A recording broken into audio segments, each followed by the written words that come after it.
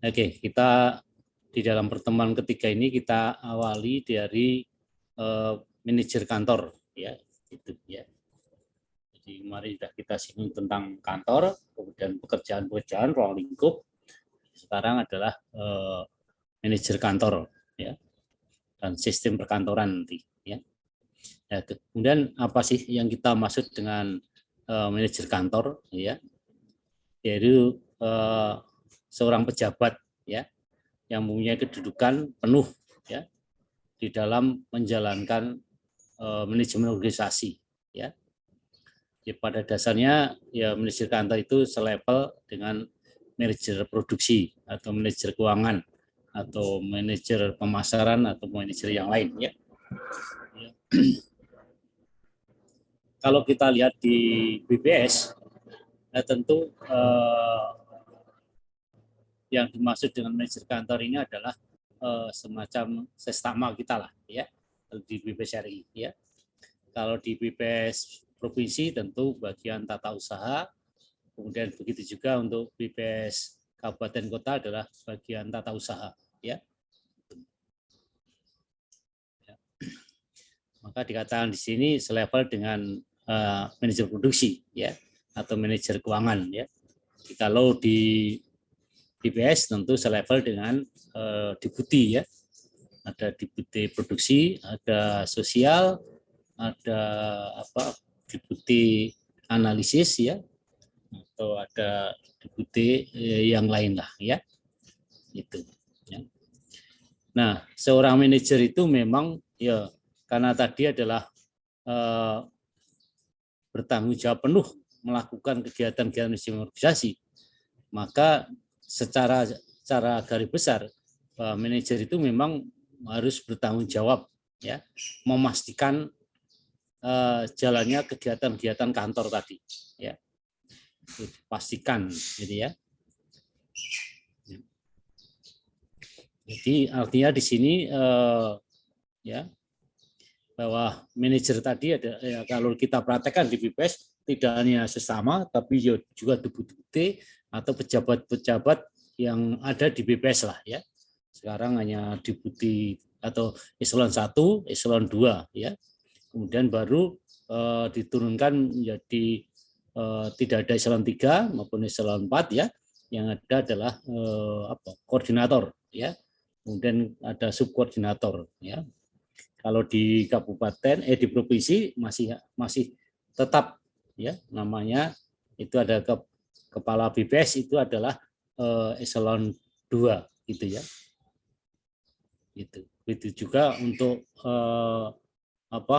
kabupaten kota juga kedudukan sebagai eselon 3, ya. Karena harus ada pejabat, gitu ya. Pejabat struktural lah. Ya, maka walaupun levelnya di kabupaten itu sederajat dengan kepala bagian, ya, atau di BPS ada subdirektorat, ya. Tapi karena ini di jabatan tertinggi di tingkat kabupaten kota, maka masih tetap sebagai kepala BPS kabupaten kota tadi, ya. Nah, semua itu harus melakukan tanggung jawab memastikan jalannya kantor tadi, ya. Kenapa demikian? Karena setiap pejabat itu pasti punya tugas, ya. Dan ya, punya tugas atau sebut aja lah uraian tugas, gitu ya. Itu pasti, gitu ya, atau tugas-tugas lah, ya. Nah, tugas-tugas itu tentu dibarengi dengan wewenang, ya, itu pasti, ya. Karena kalau tugas itu tidak dibarengi wewenang, maka dia tidak punya kekuatan apapun, gitu ya. Itu, ya. Maka tugas itu berjalan dengan baik kalau seorang itu diberi wewenang, ya. Nah, supaya tugas-tugas dan wewenang itu berjalan dengan baik, ya, atau harus dijalankan dengan baik, maka pejabat itu harus bertanggung jawab, ya. Ya, artinya menjalankan apa tugasnya, apa wewenangnya tadi, ya. Ya, itu. Nah, menjalankan tugas, wewenang dan tanggung jawab itu harus kita laksanakan secara efektif dan efisien, ya. Nah, agar output atau tujuan atau goal yang kita tetapkan itu bisa tercapai dengan efektif dan efisien. Itu ya, seorang manajer. Ya, kemudian kalau kita jabarkan lebih lanjut tentang tugas pokok manajer kantor ya, itu sebetulnya kemarin sudah kita singgung, ya, cuma kita ini dikelompokkan. Ya, pertama adalah menggerakkan sekelompok petugas. Ya, artinya yang digerakkan di sini itu adalah sumber daya manusianya, man-nya. Ya, kemarin kita telah tahu ada 6M sama 1T. Nah, ini yang digerakkan itu adalah man-nya atau pegawainya. Maka seorang manajer itu harus bisa mendorong, ya, mendorong artinya memberikan semangat lah, ya, memberikan suatu motivasi, ya, supaya pegawai atau bawahan tadi mau bekerja dengan baik, ya, dengan segala cara atau dengan segala skill yang dimiliki oleh seorang manajer tadi. Ya. Kemudian memimpin, tentu ya seorang manajer itu harus bisa memimpin, artinya bisa mempengaruhi anak buah, ya, yang tadinya mungkin tidak mampu menjadi mampu lah, gitu ya, yang tadinya malas menjadi rajin lah, gitu ya, yang tadinya tidak prestasi menjadi lebih prestasi, ya, jangan dibalik, gitu ya, itu, ya. Itu contoh-contoh aja itu ya, sekedar ya. Kemudian menjuruskan artinya bahwa seorang manajer itu harus tahu, ya, harus tahu tentang kemampuan masing-masing anak buah, ya.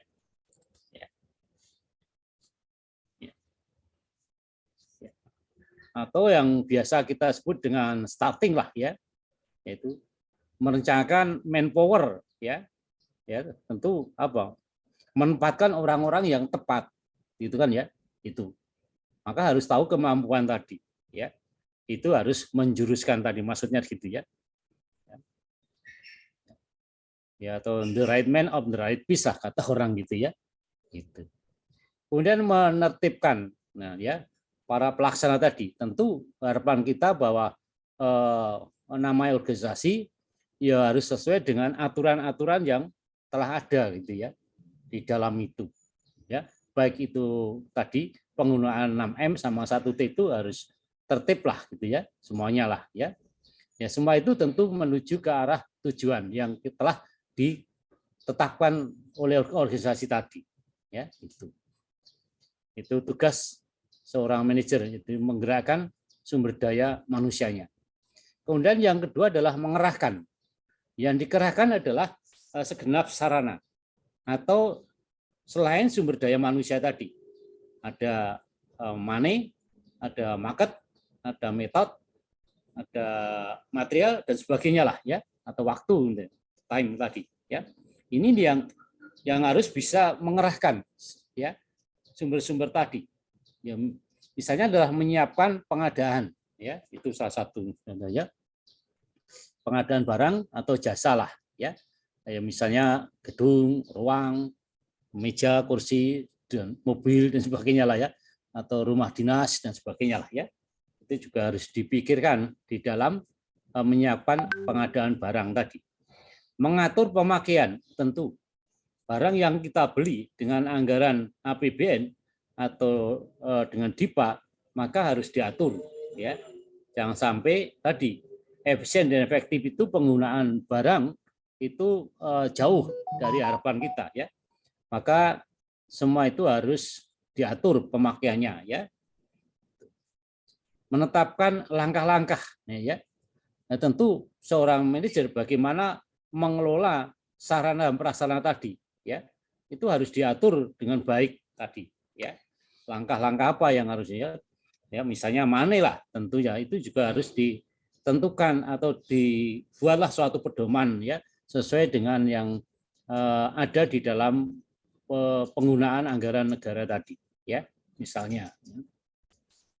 Kemudian menyempurnakan daya guna ya, tentu harapan kita bahwa barang-barang ya atau sumber daya yang kita miliki itu harus disempurnakan, lebih berguna lah ya, berdaya guna tadi ya, dimanfaatkan lebih manfaat gitu, jangan sampai malah disalahgunakan untuk yang lain ya.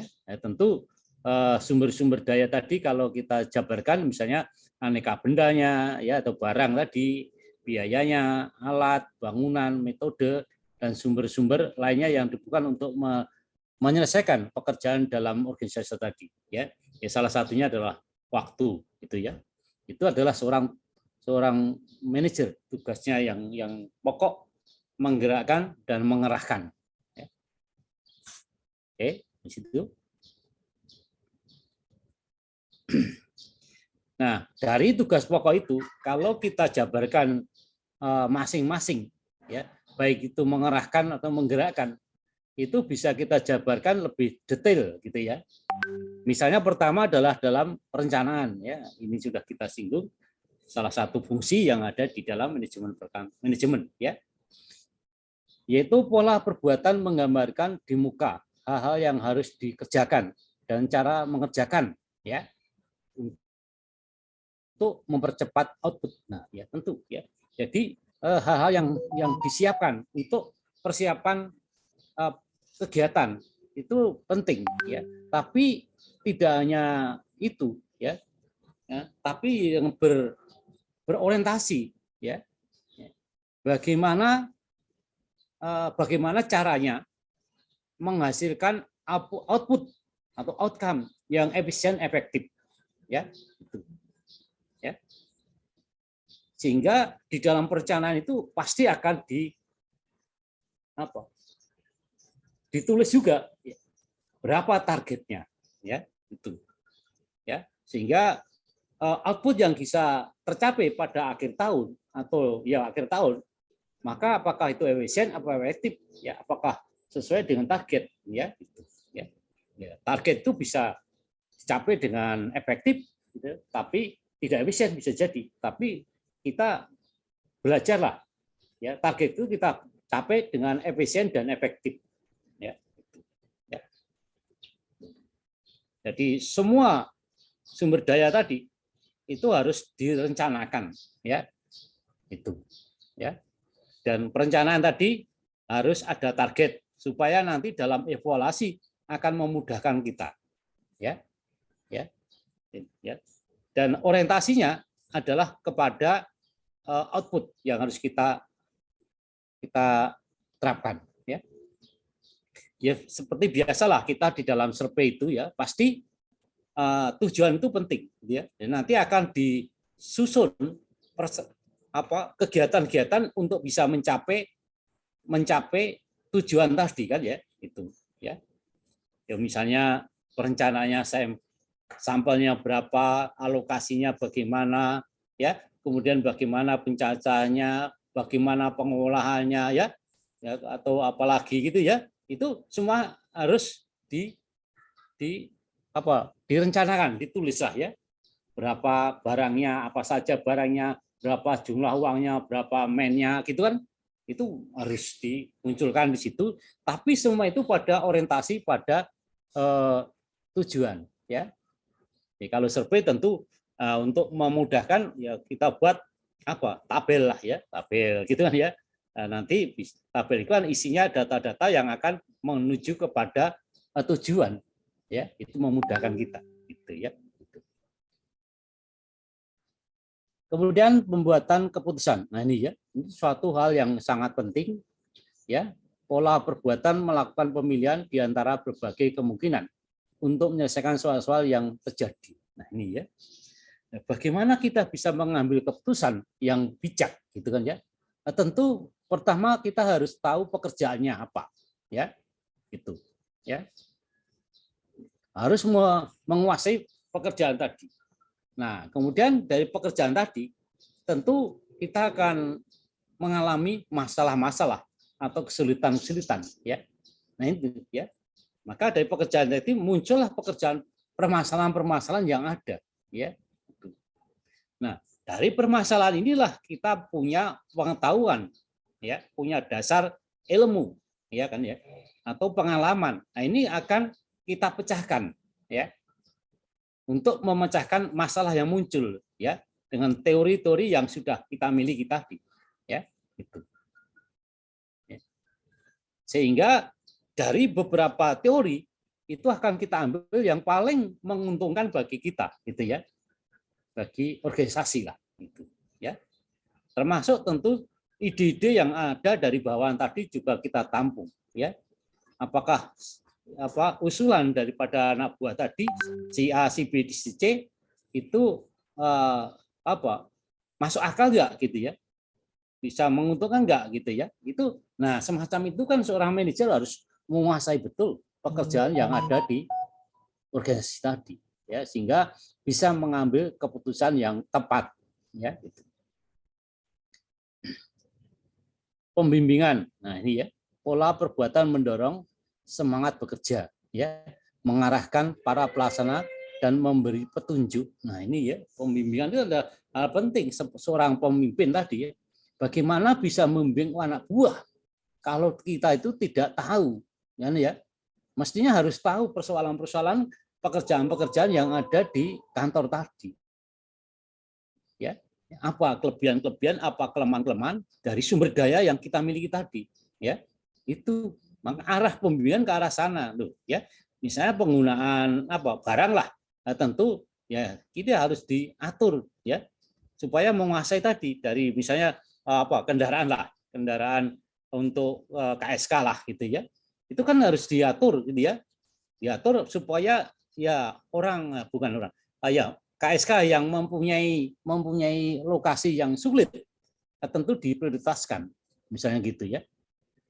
Ya, jangan sampai malah justru yang gampang dikasih kalau memang jumlah kendaraannya tidak cukup, ya, maka itu harus diatur di situ ya, dibimbing semuanya, gitu ya, supaya ya namanya pegawai itu memang perlu bimbingan tadi ya, seorang pemimpin harus bisa melakukan pembimbingan tadi ya. Jadi pembimbingan tidak harus menggunakan wewenang ya, atau ya wewenang lah, gitu ya, atau pekerjaan lagi, tapi bisa juga dengan cara lain ya. Jadi kita tahu bahwa pegawai itu adalah manusia ya. Jadi manusia itu kalau kita manusiakan ya, atau bahasa Jawanya diwongke ya, dihargailah, gitu ya, itu akan ya menurut, gitu ya. Tapi kalau Anda injek ya atau kita tekan akan menjadi pemberontakan tadi ya, itu. Nah, cara pembimbingan itu tentu tidak hanya di dalam kantor, tapi di luar kantor juga bisa. Ya misalnya adalah kita misalnya ya wisata bersama atau olahraga bersama ya, atau acara bersama, gitu kan ya. Itu juga salah satu bagaimana kita bisa memasukkan bimbingan tadi secara tidak langsung kepada pegawai tadi ya, gitu ya. Dan itu kelihatan kalau saya pengalaman lebih banyak pengaruhnya daripada kalau kita menjelaskan pekerjaan-pekerjaan kantor tadi ya, itu ya, itu. Maka di sini pembimbingan mendorong semangat, nah ya, semangat bekerja itu salah satunya ya. Ya misalnya salah satunya adalah tadi bahwa karier itu ya, karier di anak buah itu continue ya. Jadi siapa yang mampu itu akan kita promosikan misalnya ya. Dan itu harus dibuktikan, jangan teori aja, gitu ya, dibuktikan ya. Artinya mungkin seleksinya ya kita secara terbuka lah ya. Ya. Mengarahkan para pelaksana dan memberi petunjuk. Iya ya. Jadi ini tugas seorang pemimpin ya. Ya. Bagaimana seorang pemimpin bisa mengarahkan atau memberi petunjuk kalau tidak menguasai permasalahan, kan? Itu. Maka harus seorang manajer harus tahu ya, walaupun tidak mendetail ya penguasaan tadi ya, pokoknya harus mendalam, gitu ya, itu kira-kira ya. Kemudian pengkoordinasian. Nah, ini pola perbuatan menghubung-hubungkan dan menyelaraskan para pelaksana berikut tugasnya satu sama lain. Iya, ya. Ya, karena memang ya kita itu punya anak buah yang bermacam-macam. Ya. Selain itu tentu bidangnya juga macam-macam, ya kan ya?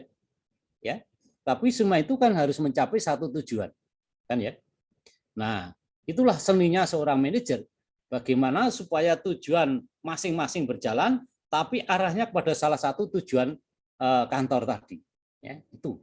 Ya, bisa mengkoordinasikan semua pekerjaan, semua sumber daya yang ada di kantor tadi. Ya. Ya. Ya paling tidak di dalam pengkoordinasian itu tentu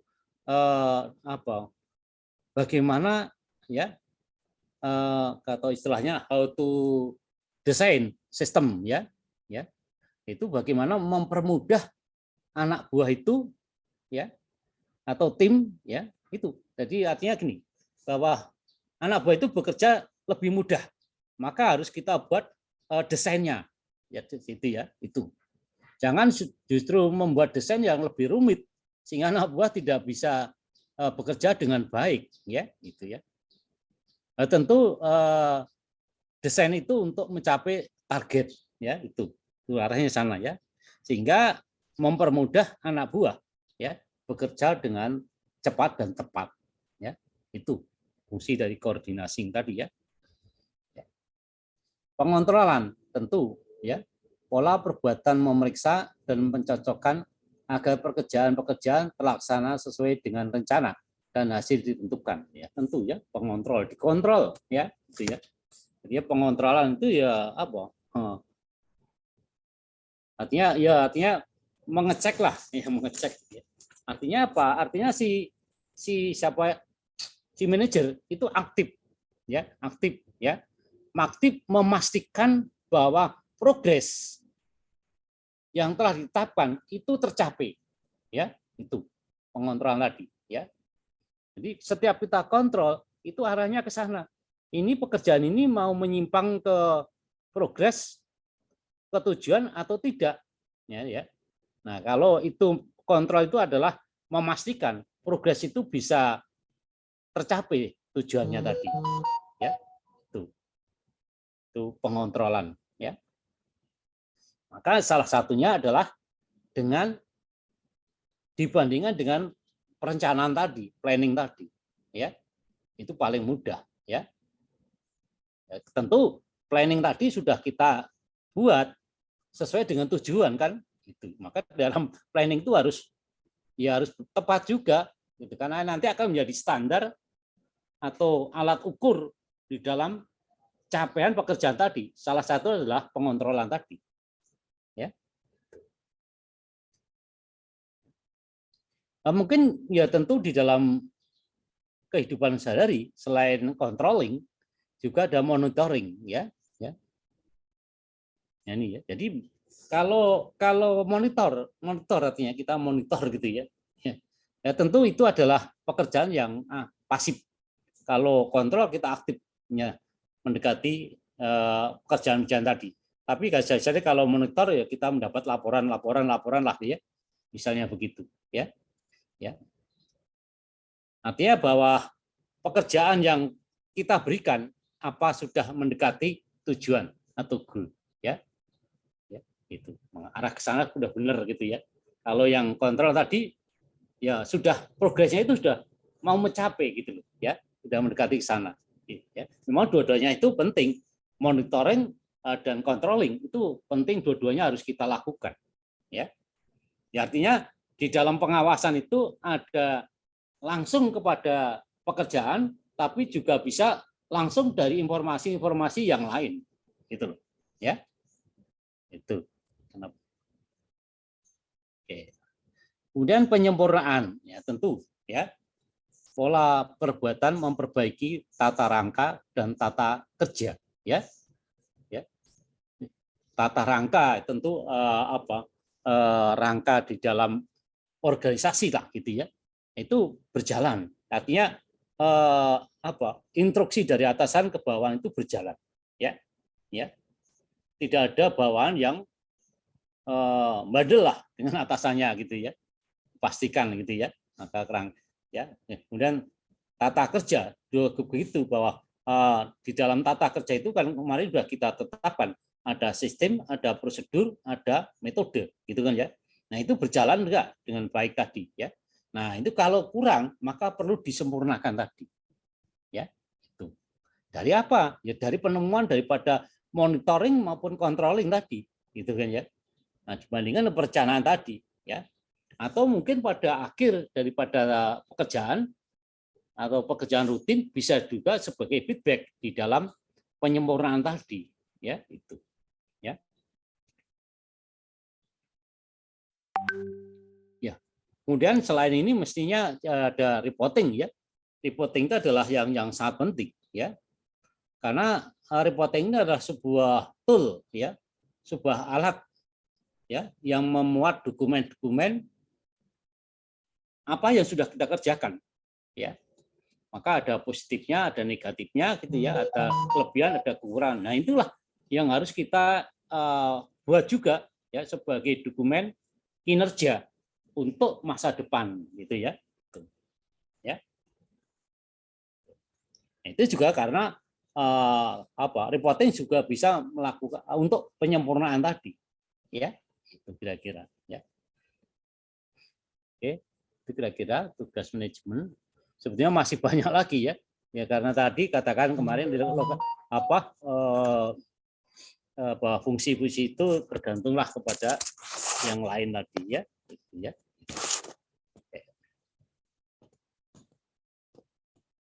Nah, tugas manajer kantor. Nah ini ya, ya.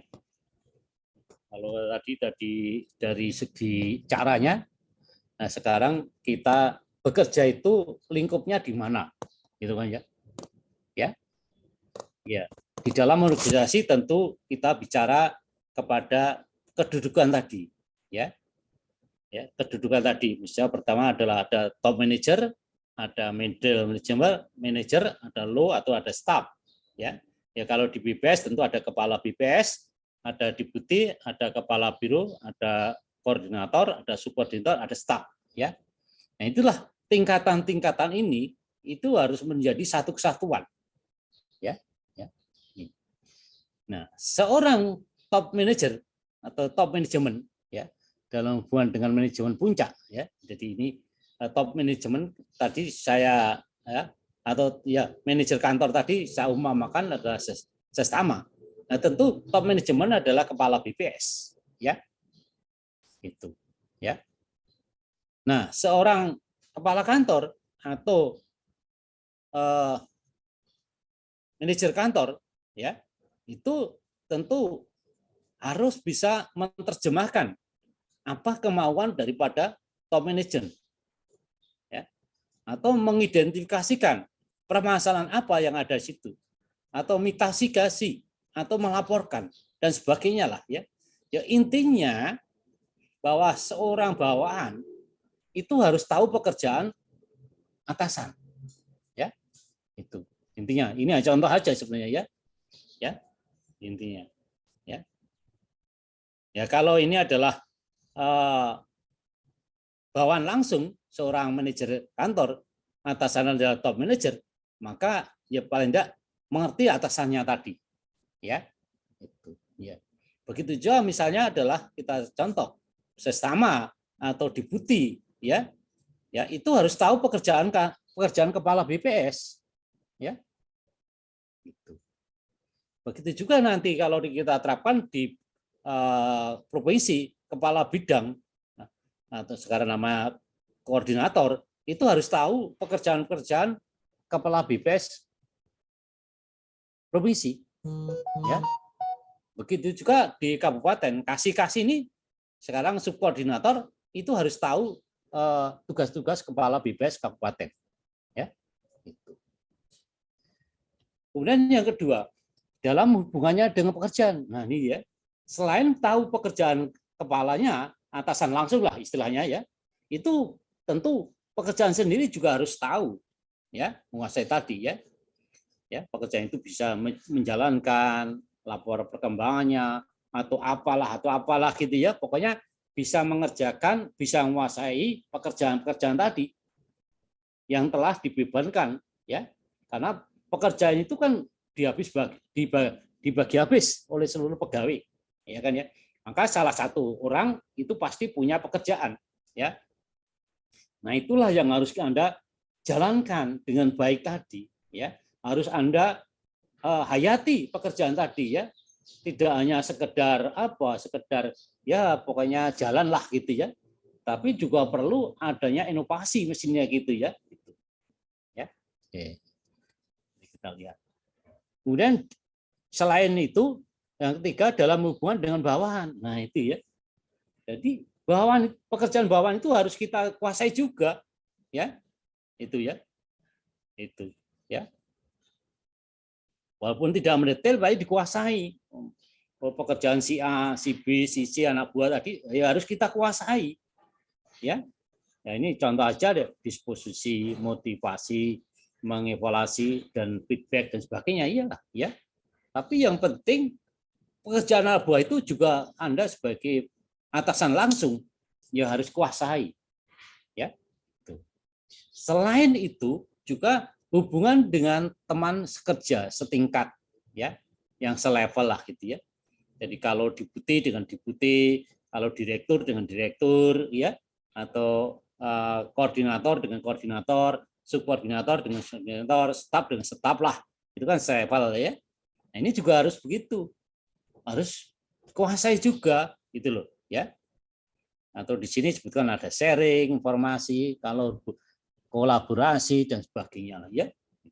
Itu ya. Jadi seorang pegawai itu begitu, ya, polanya itu, ya, polanya itu, ya. Jadi siapa atasannya, apa pekerjaan atasannya harus kita kuasai. Kemudian pekerjaan yang kita itu apa saja harus kita jalankan dengan baik. Kemudian bawaannya itu apa saja, tentu kita harus menguasai. Begitu juga yang sejawat, ya, itu. Nah, nanti kalau ini betul-betul Anda bisa jalankan, maka Anda akan menguasai nanti, ya. Ya, itu menguasai bidang tadi. Ya, misalnya di dalam bidang produksi atau dalam bidang IPDS itu kan ya ini juga ada ya, siapa atasannya, siapa bawahan, siapa sejawat gitu kan ya. Itu ya. Sehingga nanti Anda itu punya kemampuan, punya nilai tambah kalau kita bandingkan dengan orang lain tadi, ya. Kalau tidak ada orang yang tidak menjalankan ini gitu, ya. Oke. Kemudian manajer kantor tentu dapat menjadi pemimpin, ya nanti kita jabarkan, ya. Yang tadi sudah kita singgung, paling tidak harus bisa mempengaruhi anak buah lah, ya. Dapat mengendalikan emosi, betul, ya. Seorang pemimpin itu nggak boleh emosian gitu ya. Nah, ini nggak baik, ya. Karena sekali lagi yang kita kelola adalah manusia, ya. Ya tentu ya, begitu juga dalam mengambil keputusan untuk menentukan barang ya nggak boleh emosi gitu ya. Harus pakai aturan-aturan yang sudah ada lah, ya. Ya misalnya di dalam tender lah, ya. Kemudian dimenangkan oleh temannya atau sejawat, itu emosi, bukan karena logika, bukan karena peraturan, ya. Mempunyai kemampuan untuk bekerja sama tentu, ya. Tadi katakan tadi ya, kerjasama itu tidak hanya vertikal ke bawah, tapi juga vertikal ke atas maupun horizontal gitu ya, ataupun diagonal gitu ya, itu harus ada, ya. Kemudian kreatif, ya tentu ya. Jadi zaman sekarang ya seorang manajer itu harus kreatif lah, tahu ya. Bagaimana supaya bisa kreatif? Ya harus tahu pekerjaannya, tahu permasalahannya, tahu keputusannya, ya. Keterbukaan juga sama, bahwa kita itu organisasi, ya. Maka ya, harus kita terbuka lah di dalam menentukan pekerjaan-pekerjaan atau memutuskan atau apalah gitu ya. Itu harus terbuka, ya. Mempunyai kemampuan berkomunikasi. Nah, ini penting ya. Ya, seorang pegawai itu harus bisa komunikasi tadi, ya. Baik itu tadi katakan tadi vertikal ke atas maupun vertikal ke bawah atau ke samping dan sebagainya lah, ya. Mempunyai kemampuan menjual gagasan, iyalah, ya.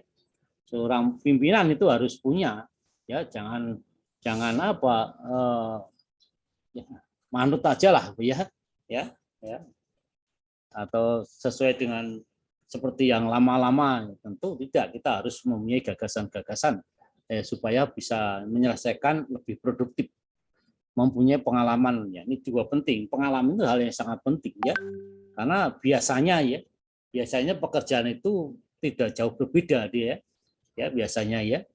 Tapi tinggal memberikan sentuhan-sentuhan yang apa yang terjadi di lingkungan kita sekarang ya. Misalnya dengan teknologi itu kan juga penting ya, gitu ya. Mempunyai kemampuan manajerial tentu ya seorang pemimpin, jadi diperlukan juga pendidikan, pelatihan, pengalaman ya, sehingga betul-betul kita itu mempunyai kemampuan di dalam mengelola orang tadi dengan dasar ilmu pengetahuan yang logik, gitu kan ya. Nah ini deh kita uraikan satu persatu tentang dapat menjadi pemimpin ya, seorang yang diangkat sebagai manajer kantor secara resmi dan berlandaskan hukum, mempunyai kewenangan dan tanggung jawab. Nah, tadi sudah saya sampaikan ya, kalau seorang manajer telah disumpah ya, telah diangkat menjadi pejabat, tentu punya tugas, punya wewenang, punya tanggung jawab tadi ya. Mempunyai hak memakai predikat kepala atau pemimpin atau manajer ya itu pasti itu ya. Mempunyai kualifikasi, mampu mempengaruhi. Nah, yang penting ini sebenarnya ya, mampu mempengaruhi perilaku orang lain atau bawahan tadi ya, paling tidak bawahan ya, sehingga orang tersebut bersedia melaksanakan apa yang dikehendaki ya, sehingga pemimpin secara sadar, rela atau sepenuhnya untuk melakukan pekerjaan tadi ya, itu bisa mengaruhi nggak gitu ya, kira-kira ya, itu sangat penting ya. Jadi maka secara manusiawi ya tentu harus kita hargailah ya. Maka pertama kita pendekatan emosional dengan anak buah tadi ya, gitu ya. Salah satunya langkah pertama tentu kita harus menguasai masing-masing anak buah tadi ya, kemampuannya, latar belakangnya ya, termasuk tadi emosionalnya gitu ya. Itu paling enggak kita harus tahu dulu gitu ya. Setelah itu baru kita mendalami apa yang terjadi pada setiap orang tadi ya. Apa kelebihan daripada setiap anak buah tadi gitu ya. Apa kelemahannya itu ya kita harus tahu. Ya, karena apa? Karena nanti kita membagi pekerjaan itu harus sesuai dengan kemampuan tadi ya, supaya pekerjaan itu berjalan dengan baik. Kalau Anda membagi pekerjaan yang tidak mampu, maka Anda yang menjadi masalah nanti ya, bukan hanya anak buah ya, macam itu ya.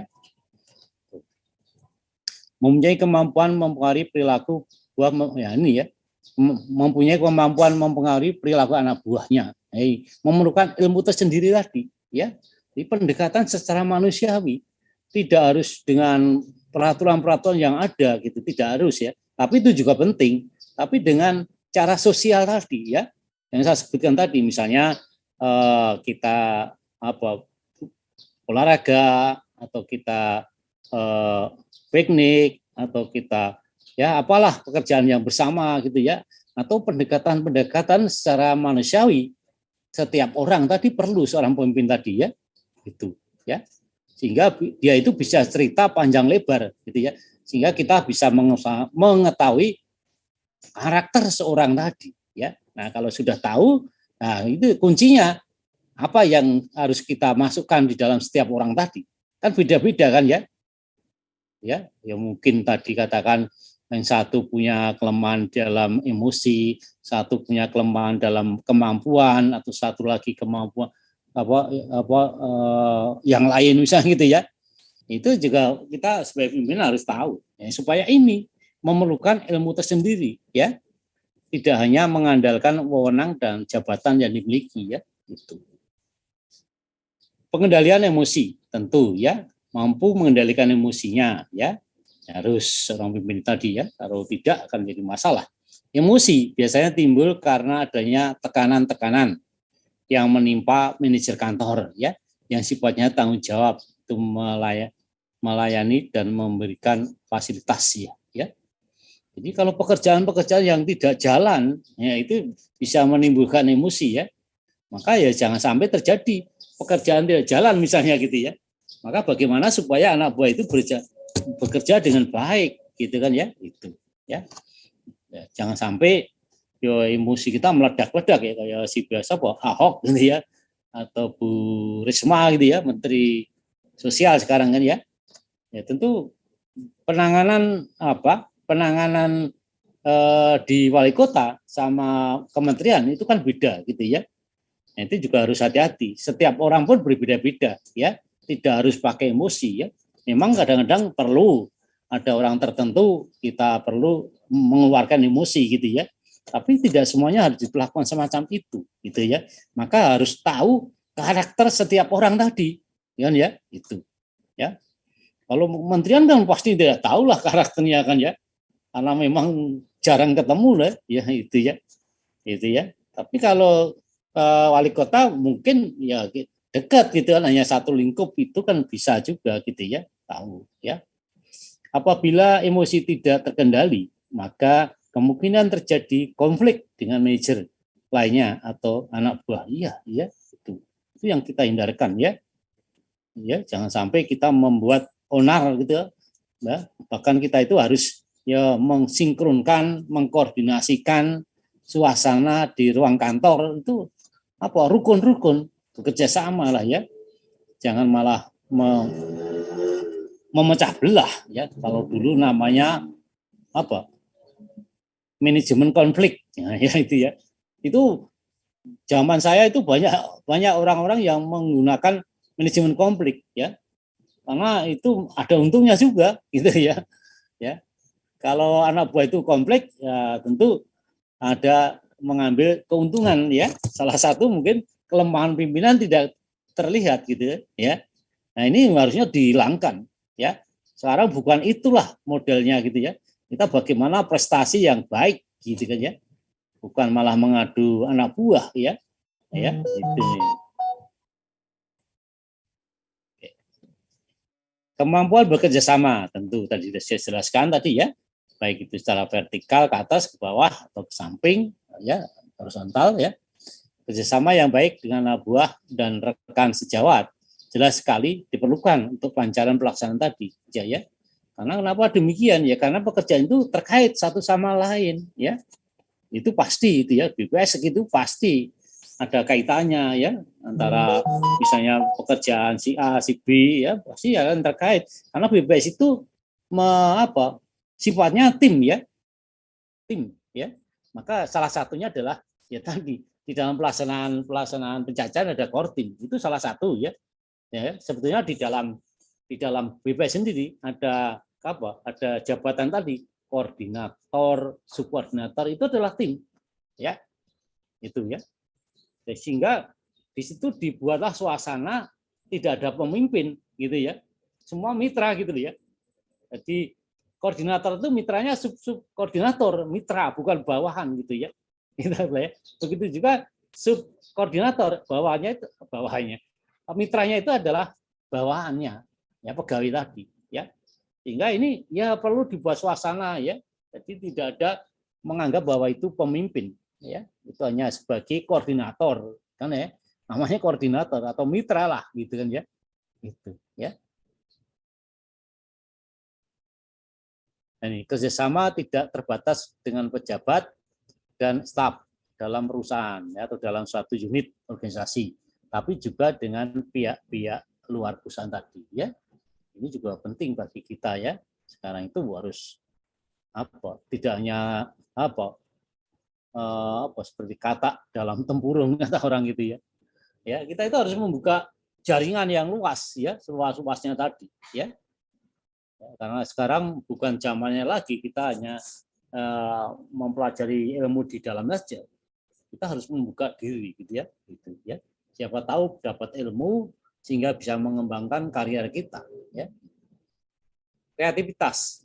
Manajer kantor tidak selalu menghadapi tugas-tugas yang rutin saja. Nah, yaitu ya. Kadang-kadang memang ya pekerjaan itu ada yang rutin, ada yang accidental, ya. Ada yang memang tiba-tiba gitu ya. Nah, ini juga perlu dipertimbangkan. ya. Ya misalnya BPS lah, ada instruksi dari presiden, maka mau nggak mau kepala BPS itu harus menjalankan kan, padahal itu tidak ada anggarannya, tidak ada perencanaan ya. Itu pernah terjadi tahun 2011 kalau nggak salah ya. Itu ada sensus sapi ya, mungkin teman-teman. Itu nggak ada, BPS nggak punya perencanaan untuk sensus sapi, tapi SBY merintahkan Pak Rusman untuk melakukan sensus, ya kita laksanakan ya. Atau mungkin yang lain juga masih banyak ya pekerjaan yang memang presiden membutuhkan secara cepat gitu ya, pekerjaan-pekerjaan itu ya, itu ya harus siap juga ya. Begitu juga nanti kan kepala BPS akan memerintah pada anak buah gitu ya, gitu ya. Manajer kantor dituntut untuk menemukan pembaruan nanti ya, metodenya, sistemnya bagaimana, prosedurnya bagaimana, metodenya bagaimana ya, itu harus dikembangkan ya. Jangan kata tadi ya, ya, enjoy ya, atau enggak ada apa-apa ya. Tentu ya yang pekerjaan yang sudah lama itu apa sih, metodenya bagaimana, prosedurnya bagaimana, seni bagaimana ya. Nah, tentu itu harus kita evaluasi ya, apakah masih sesuai, masih bisa kita terapkan di dalam pengumpulan data misalnya. Oh enggak, ini udah pakai paper papi gitu enggak cukup lah sekarang ya. Kita harus menggunakan papi atau menggunakan penginderaan jarak jauh atau apalah namanya gitu ya. Itu adalah hal yang sangat penting bagi kita ya. Itu. Nah, inilah pimpinan itu harus diperlukan ya, memerlukan diperlukan inovasi tadi ya. Bagaimana cara memperbaiki metodenya, bagaimana memperbaiki prosedurnya, itu harus ya, gitu ya. Itu kesempatan pada Anda ya, seorang milenial kata orang ya, tentu harus dikembangkan ya. Tidak hanya sekedar menikmati apa yang turunkan anak senior, tapi harus ada ya terobosan lah ya. Gitu. Ini ya, ini teman-teman harus siapkan dari sana sekarang ya. Ya kalau modelnya masih lama seperti dulu ya BPS akan ya seperti ini sekarang gitu ya, lama-lama akan ketinggalan ya. Jika ada masalah, kendala tidak sesuai dengan rencana atau lainnya, maka manajer kantor untuk cepat dapat memecahkan masalah dan mengambil keputusan. Iya, seperti saya sebutkan tadi, bagaimana tahu masalah gitu ya, bagaimana mengambil keputusan kalau tidak menguasai pekerjaan, gitu kan ya. Ya. Penguasaan pekerjaan itu tentu bertingkat, ya. Tidak mungkin kepala BPS akan melakukan pencacahan di lapangan sendiri gitu ya, mungkin. Ya, maka ya sesuai levelnya lah. Pekerjaan itu harus kita betul nikmati, harus betul kita hayati, dan harus kita lakukan secara profesional lagi, sehingga tahu pekerjaannya, tahu permasalahannya, tahu cara menyelesaikan masalah, itu loh. Ya, ini seorang manajer harus begitu. Ya, nggak mungkin kepala BPS akan mencacah langsung, ya, tapi pernah dia melakukan, pernah menguasai, gitu kan ya, ya, walaupun tidak detail, detail perincian lah gitu ya, iya kan ya, produksinya kok tidak sesuai dengan nilai produksi, ya pokoknya secara garis besar bahwa tahulah gitu ya, itu ya, semacam itu ya tentu sebagai pegawai ya saat kita menjadi pejabat atau kita saat jadi staf atau saat menjadi mahasiswa, apa yang harus menjadi tugas pokok kita? Ya, sebagai mahasiswa tentu tugas pokok adalah belajar, menguasai, mencari ilmu sebesar-besarnya lah. Ya, itu. Ya, supaya nanti mau ya sudah jadi pejabat atau mau kuliah, ya kita sudah punya bekal gitu loh. Ya, wah jangan sampai Anda itu mempunyai konsep, wah nanti aja lah, ya, nanti aja lah kita perdalam ilmunya, ya. Itu nanti ketinggalan. Yang lain sudah menguasai, sudah belajar ilmu yang lain, masih Anda kembali lagi kepada pelajaran semester 1 gitu kan ya. Itu ya bukan zamannya lagi sekarang itu. Ya. Maka saat Anda sebagai staf, Anda saat sebagai mahasiswa, itulah kuasai betul bidangnya tadi. Ya. Nah, supaya bisa tadi kreatif tadi ya. Keterbukaan. Sifat keterbukaan sangatlah diperlukan sebagai salah satu syarat bagi manajer kantor. Iya, ya. Karena kita itu organisasi, ya. Yang tahu masalahnya bukan kepala kantor, yang tahu tujuan itu tidak hanya kepala kantor, ya. Semua, gitu loh, ya. Itu maka ya kalau ada masalah-masalah apa, ya kita harus bukalah persoalan tadi ya. Ya semuanya tadi penggunaan 6M sama 1T itu harus terbuka, terutama anggaran. Biasanya anggaran itu pelit pimpinan tadi kan ya.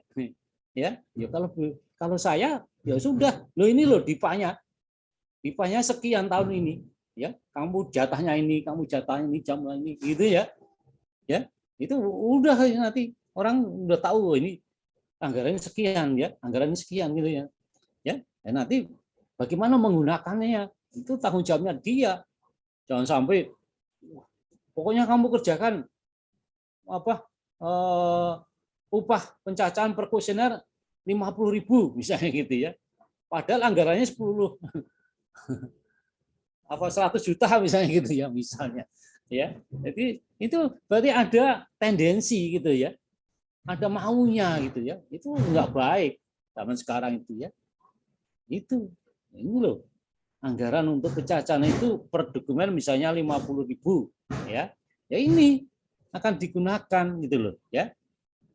Jangan dipotong jadi 40.000. Nah, kalau pemotongan itu dilakukan harus terbuka untuk apa, ya? Itu kan ya, itu. Jangan nanti dipotong 10.000 jadi 40.000, 10.000-nya kemana? Ke kantongnya pimpinan. Itu ya, dari pimpinan yang model gitu begitu, ya. Alasannya macam-macam lah alasannya itu ya. Ya itu nggak baik. Ya, dia keterbukaan. Termasuk pekerjaan atau permasalahan-permasalahan kantor itu juga harus kita rapatkan. Maka biasalah kita itu ketemu dengan anak buah tadi. Salah satunya itu, ya. Kita salah satunya keterbukaan tadi. Ya, permasalahan apa, ya? Maka seminggu atau ya dengan staf ketemu atau resmi maupun tidak resmi ya itu penting, ya. Itu. Karena pada waktu kita rapat resmi itu kadang-kadang tidak semuanya bisa menyampaikan, ya. Ada yang malu, ada yang tidak mampu gitu ya. Tapi ya pendekatan perorangan juga kita harus penting, ya. Dan dengan sifat keterbukaan, proses komunikasi akan lebih lancar, ya. Itu jadi nggak ada dusta di antara kita lah, ya. Itu ya, itu penting ya, itu ya, lancar gitu loh. Dari pimpinan itu enak, anak buah itu bekerja ya sendirinya lah ya. Itu udah tahu ini kamu tanggung jawabnya ini anggaranmu sekian ya. Kalau kamu menyimpang Anda yang harus masuk penjara misalnya gitu ya. Itu misalnya ya. Itu kira-kira ya. Tentu sebagai pemimpin harus membimbing yang baik lah ya. Kemampuan berkomunikasi ini juga penting ya. Tadi katakan tadi udah berulang-ulang ya. Karena hidup itu kalau tanpa bisa komunikasi ya akan menimbulkan masalah ya. Itu pasti ya, komunikasi tadi ya. Manajer kantor sebagai pintu pertama berhubungan lintas sektoral maupun pihak luar. Iya ya. Sebagai ujung tombak informasi tadi ya, komunikasi tadi. Ya dari luar kerjasama dengan Pemda, kerjasama dengan dinas atau kerjasama dengan lain pasti lewat manajer kantor lah ya itu. Kemampuan komunikasi akan sangat mendukung keberhasilan seorang manajer kantor. Ya. Itu maka Anda itu dilatih sekarang itu ya, dilatih bisa komunikasi gitu ya, baik itu tertulis ya atau lisan itu penting ya. Tidak hanya tertulis, kalau hanya tertulis hanya orang-orang tertentu gitu ya. Dan itu pun kalau dibaca ya. Tapi kalau kita itu bisa komunikasi secara lisan, itu akan terlihat misalnya dalam rapat ya. Biasanya saya sudah tahu orang ini cerdas atau tidak atau hanya sekedar ya atau orangnya oh ini memang bakat jadi pimpinan, oh ini hanya sekedar sebagai staf atau pegawai, tahu dari komunikasi rapat tadi ya, siapa yang memberikan masukan ya yang positif yang baik ya, atau sekedar hanya masukan, kadang-kadang ada juga ya semacam itu ya. Kita sebagai pimpinan harus menguasai juga kemampuan dari setiap stafnya untuk berkomunikasi ya. Kemampuan berkomunikasi termasuk kemampuan menyampaikan pendapatnya secara jelas, baik secara lisan maupun tertulis ya, itu penting sih ya. Ya tertulis bisa laporan, bisa nulis kan bisa gitu ya, atau membuat pedoman itu kan bahasanya ya bisa dinilai gitu ya. Kemampuan meyakinkan pendapat yang benar pada orang lain, iyalah ya, itu harus yakin ya. Bagaimana supaya bisa yakin ya membenarkan apa yang benar, ya harus menguasai ilmunya, harus menguasai pekerjaan tadi ya. Itu jangan sampai Anda malah pura-pura menguasai tapi nggak menguasai kan jadi masalah kan ya. Maka itu sekali lagi, kapan kita harus menguasai ya sesuai dengan kedudukan masing-masing tadi ya. Kalau jadi mahasiswa ya itulah tugasnya, sebagai staf itulah, sebagai koordinator itulah, dan seterusnya lah ya. Kemampuan menjual gagasan, ini ya sebagai manajer kantor adalah pimpinan di bawahnya yang harus bisa memilih gagasan yang jitu dari anak buah ya, tentu ya. Selain diri kita pimpinan tentu punya gagasan-gagasan yang lebih ya, tapi juga bisa dari anak buah tadi dalam rapat-rapat, siapa yang usul yang baik, pada yang tidak, itu tentu pimpinan harus bisa menentukan mana yang bijak, mana yang tidak, mana yang untung, mana yang rugi gitu ya. Gitu. Manajer kantor merupakan bawaan dari top manajer yang harus mempunyai gagasan yang brilian. Nah, ini ya. Bagaimana bisa brilian kalau tidak menguasai pekerjaan kan ya? Itu ya. Nah, yang mau kosong aja nanti ya, banyak cerita panjang lebar bohongi atasan gitu ya. Ya tentu harus dikuasai dulu pekerjaan tadi ya, supaya bisa menyampaikan secara brilian tadi ya. Kira-kira. Pengalaman, sebaiknya seorang manajer kantor mengetahui secara mendalam, walaupun tidak perlu ahli. Nah ini ya perlu ya pengalaman tadi ya, tentang ruang lingkup dan persoalan yang ada pada masing-masing unit pelaksana tugas pokok perusahaan tadi atau organisasi tadi ya. Ya harus mengetahui ya. Ya tadi kapan harus kita mendalami? Yo saat itulah, pada waktu itulah kita harus mendalami, di mana kita sebagai kedudukan sebagai staf atau sebagai pimpinan dan sebagainya itu ya. Yes. Kalau syukur-syukur bisa mau membaca gitu ya baik lagi ya itu. Hal ini dapat dicapai apabila ia berpengalaman pada unit termaksud ya. Karena untuk mengetahui hal semacam ini tidak cukup dengan mempelajari dari dokumen-dokumen saja ya, tetapi diperlukan mengalami sendiri bidang pelaksanaan sandi ya. Ini ya. Anda bicara tentang apa? Program entering lah gitu ya. Ya kalau belum pengalaman ya tentu akan sulit kan ya. Membaca teori-teori tadi. Pengalaman itu sangat penting karena beda sekali ya di dalam teori tadi dengan pengalaman tadi ya. Dan lebih rumit di dalam pengalaman ya itu ya. Karena disitulah diperlukan kadang-kadang kemampuan berpikir, kesabaran, atau memang ya dalam program itu memang kadang-kadang naluri juga penting ya, logika lah gitu ya, itu juga penting ya gitu ya. Ya artinya logika kan teorinya logika gitu, tapi di dalam praktek gimana logikanya ya, tentu masing-masing kuesioner, masing-masing rincian beda-beda logikanya kan itu ya. Nah, ini harus ada pengalaman gitu kan ya. Kuesioner itu juga macam-macam, ada yang berlembar-lembar, ada yang hanya sedikit ya. Maka program itu ada yang program yang sederhana, ada yang rumit gitu ya. Nah, ini juga pengalaman penting ya. Begitu juga dalam pekerjaan nanti ya. Ya, Anda mencacah, Anda mengolah atau apalah gitu ya. Ini juga pengalaman ya, harus di artinya orang yang berpengalaman ini akan memudahkan di dalam prakteknya lah ya. Maka seorang kepala BPS atau kepala BPS kabupaten kota ataupun provinsi ya atau di RI itu biasanya mempunyai pengalaman di bagian tata usaha, ya biasanya gitu ya. Karena ini akan berhubungan dengan sumber daya tadi, ya. Kalau pimpinan pasti akan berhubungan dengan sumber daya, ya. Kalau teknis tentu dari pelajaran, dari pengalaman yang sudah ada.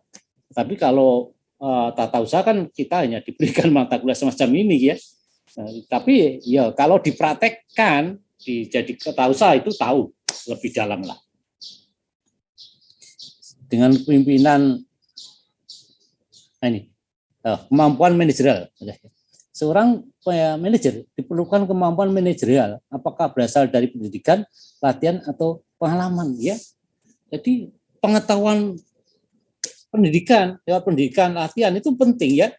Itu harus pada waktu Anda itu kuliah, Anda itu ikut latihan, betul-betul harus menyerap ilmunya gitu loh, ya. Tidak hanya sekedar duduk manis, ya, meninggalkan pekerjaan rutin gitu, ya. Ya, jadi kalau Anda itu nanti ngambil S2 betul-betul harus menguasai gitu loh, ya. Ya. Maka banyak pegawai bebas itu yang kumlot karena memang betul-betul menguasai, ya. Ilmu dasarnya dikuasai gitu loh, ya. Latihan-latihan juga begitu, INAS, INTAMA atau apalah gitu. Atau latihan komputer atau latihan apalagi gitu, ya. Itu juga harus kuasai, ya. Jangan sekedarnya ikut aja gitu, ya.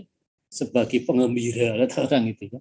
Tidak, ya, di pengalaman itu penting, ya. Maka itu kombinasi antara pendidikan, latihan, pengalaman itu ya sebagai kemampuan manajerial kita. Bagaimana cara memanage didasarkan pada ilmu pengetahuan dalam pendidikan, latihan maupun pengalaman, ya. Dengan kepemimpinan yang sesuai, maka seorang manajer kantor dapat menghasilkan yang terbaik dari pegawai-pegawainya, maupun mereka dapat bekerjasama sebuah kelompok tepat. Ya, ya. Itu syaratnya kalau jadi manajer yang baik tadi, ya, dampaknya luar biasa, ya, kepada anak buah tadi. Ya, beda kalau manajernya kurang baik, ya itu jadi murat-marit juga gitu, ya. Nih, dapat memikul tanggung jawab serta punya pendidikan dan pengalaman yang lebih luas, ya. Maka ya pengalaman itu penting, ya. Pada saat itulah kita harus menghayati pekerjaan tadi gitu loh, ya. Jangan menganggap enteng. Tapi harus tahu persoalan sama detail gitu loh, ya. Sebagai staf itu. Oke.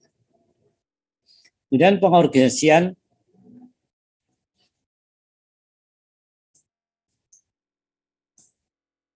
pelaksanaan pekerjaan, ya. Ini, ya. Ya, di dalam penetapan kedudukan dan struktur pengorganisasi itu ya membentuk organisasi lah dan lain-lainnya gitu, ya. Ya pengorganisasi, ya. Ya. Kalau organisasi tadi sudah sebutkan bahwa terdiri dari beberapa anggota yang mempunyai kerjasama, mempunyai tujuan yang sama gitu kan, ya. Kalau pengorganisasi itu membentuk organisasinya, ya. Nah, di dalam membentuk organisasi itu pertama adalah menetapkan tujuan, ya. Visinya apa, misinya apa, goalnya apa itu harus, ya. Karena di situ menjadi pedoman di dalam langkah-langkah berikutnya, ya. Menetapkan kedudukan. Nah, itu, ya. Nah, karena organisasi itu ada bertingkat-tingkatan tadi, ya, ada yang kepala BPS, ada deputi, ada kepala biro atau kepala atau direktur, kemudian terus ke bawahnya, ya. Itu ya harus ditetapkan, ya, urut-urutannya tadi. Nah, menetapkan tugas-tugas tadi, ya, masing-masing kedudukan tadi punya tugas beda-beda, bidang-bidang, ya. Ya, apa tugasmu, apa tugas organisasi ini atau unit ini apa-apa gitu, ya. Mengkaji dan memperhitungkan beban tugas. Nah, itu, ya. Nah, beban tugas itu juga sama, masing-masing kedudukan itu harus seimbang lah, ya. Jangan sampai terlalu berat, satu ringan gitu, ya. Ya supaya berjalan semuanya. Jadi jangan sampai satu unit bagian punya kerjaan yang berat, yang lain santai-santai, itu kurang baik. Mengkaji subunit, ya, mana yang ad hoc, mana yang berkesinambungan, ya, mana yang rutin gitu, ya. Itu juga penting di dalam ini, ya. Karena nggak semuanya rutin, kadang-kadang memang itu perlu, ya. Kemudian susun struktur organisasi tadi, ya, tergantung kebutuhan apakah sebagai lini atau garis atau sebagai staf atau gabungan atau sebagai fungsional atau sebagai matrik atau sebagai apa lagi, ya, nama organisasi itu banyak sekali. Oke.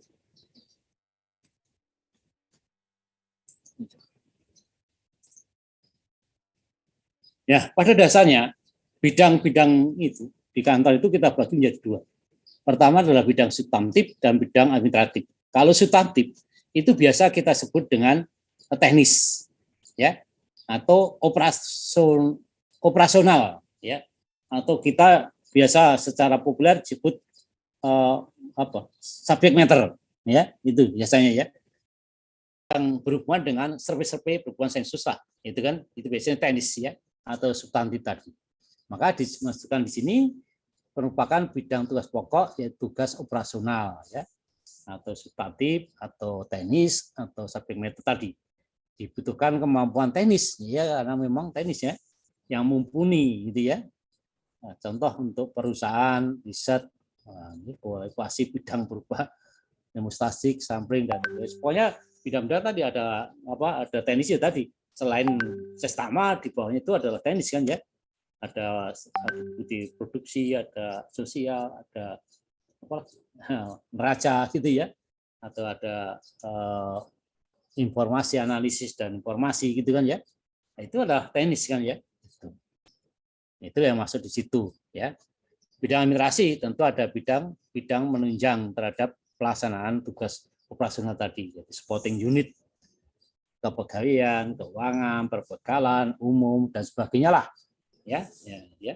Jadi sekarang bidang administrasi tidak dijalankan oleh bidang administrasi juga, tapi bidang operasional atau substantif ini juga ada bidang administrasi ya, karena memang bidang administrasi sih sudah merembes istilahnya, merembes ke bidang-bidang operasional tadi ya. Ada beberapa yang memang harus ditangani karena bidang administrasi itu nggak mungkin ditangani sendiri gitu ya, yang lebih detail itu ya. Mungkin yang umum bisa ditangani oleh bidang administrasi yang tadi katakan kepegawaian, keuangan dan perbekalan dan sebagainya ya. Asas pekerjaan kantor ya, tentu ini ya, ada sentralisasi, ada desentralisasi atau gabungan. Ya, kalau sentralisasi tentu yang dimaksud dengan ini adalah di mana pelaksanaan kegiatan atau pelayanan dalam bidang tata usaha di suatu organisasi atau suatu kantor dilakukan atau dipusatkan pada satu satuan organisasi tersendiri yang khusus menangani pekerjaan kantor atau menangani informasi tadi ya. Dipusatkan dalam satu tempat ya. Ya sebenarnya tidak hanya bidang tata usaha, bidang substantif tadi pun juga sama ya, bisa dilakukan secara sentralisasi ya. Asas sentralisasi berkaitan dengan spesialisasi atau pengkhususan dalam pelaksanaan kerja tertentu oleh seorang petugas secara menerus ya. Biasanya kalau sentralisasi biasanya bidang-bidangnya sudah ada tentu ya. Nah, biasanya pengkhususan atau spesialisasi. Kebaikannya yaitu tentang sentralisasi mudah menyeragamkan cara kerja ya. Karena satu tempat bisa diatur lah gitu ya. Tapi kalau di daerah jauh gitu mungkin agak sulit gitu ya. Kalau satu gedung, satu ruangan, satu ya itu mudah melakukan pengawasan juga gitu ya. Kalau tempatnya dekat bisa dilakukan pengawasan, tapi kalau jauh agak sulit bisa gitu ya. Penggunaan alat kantor efisien ya. Tadinya hanya kalau sentralisasi hanya butuh satu, tapi kalau ini disentralisasikan akan butuh banyak. Ya misalnya telepon mungkin cukup dalam satu ruangan itu ya. Tapi kalau didesentralisasi tentu masing-masing bagian juga akan butuh alat telepon misalnya contohnya ya. Tidak hanya itu, punya komputer atau apalah gitu ya. Itu juga membutuhkan banyak gitu ya. Gitu. Penggunaan sumber daya lebih fleksibel ya. Artinya bahwa ini bisa diatur dengan mudah karena lingkupnya di situ ya. Tapi kalau berhubungan dengan daerah atau tempat yang lain itu mungkin agak rumit ya. Nanti memikirkan transportasinya pindah, memikirkan keluarganya, mikirkan perumahan, mikir apa ya, lebih susah. Kerugiannya tidak mungkin untuk menampung semua pekerjaan pada waktu yang sama. Sehingga pekerjaan kantor yang penting dan memerlukan waktu tepat akan mengalami kelambatan kemudian ya, karena overload pekerjaan tadi ya. Tapi kalau nggak overload ya bisa lah gitu ya. Itu karena sentral itu biasanya pusatkan semuanya. Kebutuhan khas dari masing-masing unit belum tentu dapat dipenuhi oleh unit yang merupakan pusat pelayanan ya. Biasanya begitu ya. Artinya mungkin nggak cocok gitu ya, atau kurang pas misalnya gitu. Terpisahnya letak gedung atau jauhnya jarak dirasakan sebagai hambatan. Ini ya, ini juga sangat mempengaruhi gitu ya. Ya misalnya di dalam bagian pengolahan sensus lah, tentu itu harus gudang itu harus dekat di situlah ya. Jangan sampai di gedung yang lain gitu ya. Sehingga pada waktu kita mau ngenter dokumen gitu ya, itu ya harus jauh ngambil itu ya, jadi efisien ya. Ya harus di lingkungan dekat situlah ya. Kemudian desentralisasi yaitu pelaksanaan semua kegiatan atau pelayanan dalam bidang tata usaha, tidak hanya bidang tata usaha ya, yang teknis juga sama, di setiap unit dalam organisasi diurus sendiri oleh masing-masing unit bersangkutan tadi ya. Asas ini dapat diterapkan bagi yang kebutuhan informasinya belum rumit, belum detail ya. Misalnya bagian mempunyai subbagian, seksi pengarsipan, seksi pengetikan ya. Ya lebih rumit mungkin lebih susah gitu ya. Ya misalnya di BPS kan ada bagian urusan dalam lah ya. Umum itu kan dibagi beberapa sampai yaitu ada arsiparis, ada penerimaan surat ya, apa itu namanya ya, atau yang lain itu kan detail-detail gitu ya. Tapi kalau di kabupaten ya umum aja gitu ya, tata usaha gitu aja. Kebaikan yaitu prinsip distribusi pekerjaan tersebar menjamin kelancaran tahapan ya, memudahkan karena tidak terpusatkan tadi ya. Pekerjaan spesifik setiap fungsi sehingga memenuhi memungkinkan spesialisasi tadi bisa juga ya bisa juga dimunculkan masing-masing unit lebih kecil gitu ya. Informasi surat menjadi lebih terjamin karena yang tahu hanya kelompok kecil aja ya.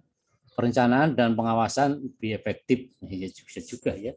Artinya pengawasan yang ada di bidang tadi ya, desentralisasi tadi. Efisiensi tenaga waktu karena alat yang diperlukan berjarak dekat tadi ya. Akan terjadi pemborosan biaya kantor jika masing-masing bagian mempunyai alat yang sama ya, tadi ya, menggunakan tidak kontinu sehingga beli alat padahal tidak terus dipakai ya, maka ada yang mungkin nggak ada datanya atau nggak ada pekerjaan ya, tapi sudah terlanjur beli alat ya, karena pada waktu beli ada pekerjaan misalnya, bisa jadi ya. Banyak membutuhkan peralatan dan tenaga kerja ya. Pasti ada bagian-bagian itu harus ada tenaga kerja kan, sehingga kebutuhan tenaga kerja itu lebih banyak. Sulit mengadakan pengawasan pekerjaan kantor ya kalau yang ngawasi dari BPS itu kan ke daerah agak sulit, tapi kan ada wakil-wakilnya gitu ya maksudnya. Asas gabungan tentu ya, jadi untuk mengurangi kerugian kekurangan daripada sentralisasi dan desentralisasi itu digabung aja lah ya. Maka disebutkan sini setiap satuan kerja yang menangani bagian teknis, satuan kerja juga menangani informasi untuk keperluan masing-masing ya. Jadi harus ada yang teknis, ada yang menangani, bisa juga dalam satu tempat gitu ya. Atau memang dua-duanya digabung antara yang teknis dan informasi itu dua-duanya memang menangani yang sama ya. Samping itu dibentuk pula satuan kerja yang secara khusus bertugas menangani informasi untuk keperluan organisasi secara menyeluruh. Ya, yang umum misalnya bagian pengolahan sensus itu harus ditangani oleh bagian sensus. Tapi kalau pengolahan yang tidak sensus survei kadang-kadang ditangani oleh masing-masing subject matter tadi. Mengkoordinasikan pelaksanaan penanganan informasi masing-masing satuan kerja menangani urusan teknis organisasi sama ya. Menggunakan asas dapat diperhitungkan untuk mengurangi atau meniadakan kerugian yang ada masing-masing asas tadi ya. Dapat mengadakan suatu kebijakan khusus bila perlu ya kapan harus sentralisasi, kapan harus desentralisasi misalnya gitu ya. Ya tergantung. Untuk organisasi yang luas ruang lingkup kegiatannya maka sebaiknya ditetapkan asas gabungan ya. dalam suatu organisasi pada suatu ketika mungkin lebih tepat kalau menitikberatkan kepada asas sentralisasi, dan pada kesempatan lain desentralisasi, ya. Lihat pekerjaan tadi, ya, sampai berapa jauh salah satu asas akan dijadikan landasan utama tanpa mengabaikan asas yang lain, ya. Itu semuanya akan ini dirangkum di terakhir ini katanya, ya. Penerapan dua asas tersebut tergantung kepada tujuan, ya, tadi, ya, kepada tujuan organisasi, luas kegiatannya, taraf perkembangannya, kebutuhan, kemampuan pada suatu saat, ya, itu ya. Itu. Ya, ini kira-kira, ya. Jadi ini kalau kita terapkan di BPS itu BPS melakukan gabungan suatu saat gitu, ya. Tapi suatu saat bisa sentralisasi, bisa desentralisasi, ya. Ya misalnya kita melakukan survei lah, ya, atau sensus, ya, tentu gabungan, ya. Misalnya adalah penentuan perancangan tadi, yaitu rancangan sampel, ya, atau alokasi sampel, ya, atau rancangan kuesioner gitu, ya, atau rancangan anggaran gitu, ya. Itu biasanya akan dipusatkan dalam satu tempat tadi, ya. Itu, ya. Tapi pada waktu kita melakukan pencacahan, tentu ini bukan orang pusat, ya, di dalam survei yang besar tadi atau sensus tadi, maka orang daerah tadi yang melakukan pekerjaan tadi, artinya desentralisasi, ya, pencacahannya atau pengirimannya atau pengolahan, bahkan pengolahan, ya, pengolahan pun sekarang sudah mulai kita desentralisasi, tidak harus sentralisasi. Kalau zaman saya dulu semuanya harus dikirim ke pusat, dulu di pusat gitu, ya. Tetapi sekarang desentralisasi dijalankan di setiap kabupaten kota bahkan gitu, ya, selama memungkinkan jumlah sampel untuk mengestimasi di kabupaten atau kota tersebut, ya. Jadi itu contoh di dalam pekerjaan tadi, ya. Begitu juga di dalam pekerjaan-pekerjaan yang sifatnya di pusat misalnya, ya. Tadi katakan atau kemarin sudah kita sebutkan, ya, bahwa tata usaha itu atau administrasi itu tidak ditangani oleh keuangan saja atau oleh pegawaian atau urusan dalam tadi atau umum, tapi juga dilimpahkan ke masing-masing subjek matter tadi, ya. Yang misalnya merancang dokumen, merancang kertas, merancang kebutuhan-kebutuhan, ya, atau membuat menentukan anggaran gitu, ya. Itu biasanya adalah subjek matter gitu, ya. Gitu, ya. Jadi kita udah gabungan lah gitu, ya. Tapi pada survei tertentu, ya, biasanya ada juga yang sentralisasi, ya, yang tidak diolah oleh daerah, ya. Itu biasanya lihat sampelnya, ya. Kalau estimasinya nasional tentu akan diolah di tingkat nasional, ya. Tapi kalau estimasinya sampai provinsi, ya tentu bisa diolah di provinsi, ya. Tapi kalau tidak sampai kabupaten berarti jumlah sampelnya juga tidak memenuhi syarat minimum Indonesia, ya. Itu kira-kira pekerjaan-pekerjaan kita yang bisa disentralisasi dan disentralisasi atau hanya sentralisasi maupun desentralisasi, ya. Ya, termasuk anggaran. Anggaran itu juga ada yang sentralisasi dan ada yang desentralisasi, ya. Ya tadi misalnya pencacahan itu kan pasti desentralisasi, pelatihan indah, pelatihan petugas itu kan semua itu kebutuhan untuk gedung atau konsumsi atau transport itu kan yang mengatur daerah, ya. Atau mungkin pengolahan tadi kalau memang dilakukan itu, ya. Atau sekarang itu anggaran itu juga ada yang sentralisasi tapi ada yang desentralisasi, ya. Jadi anggaran-anggaran dari awal memang sudah kita plot mana yang sentralisasi, mana yang desentralisasi atau mana yang daerah-daerah tadi. Itu sudah ada, ya. Jadi kita memang menganut gabungan tadi, ya. Tapi suatu waktu ada pekerjaan yang memang perlu sentralisasi atau perlu desentralisasi saja, ya. Misalnya desentralisasi itu bisa kerjasama dengan Pemda lah. Itu biasanya akan memunculkan hasil hanya untuk pemerintah daerah saja, ya. Baik itu tingkat provinsi maupun tingkat kabupaten kota tadi, ya. Dengan sendirinya tentu anggaran-anggaran bisa di daerah tadi, ya. karena bisa kerjasama dari Pemda atau ke dinas-dinas yang lain tadi ya. Jadi kita memang gabungan lah gitu ya, itu secara pintas ya. Ya, saya kira cukup itu.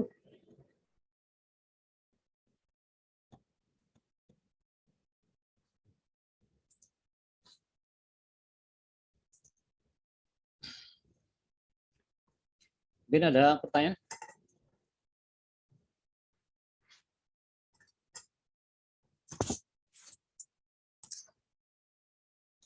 Jam berapa?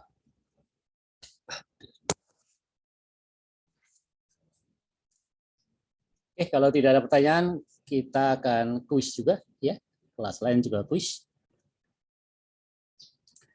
Jadi sambil kuis, mana kuisnya?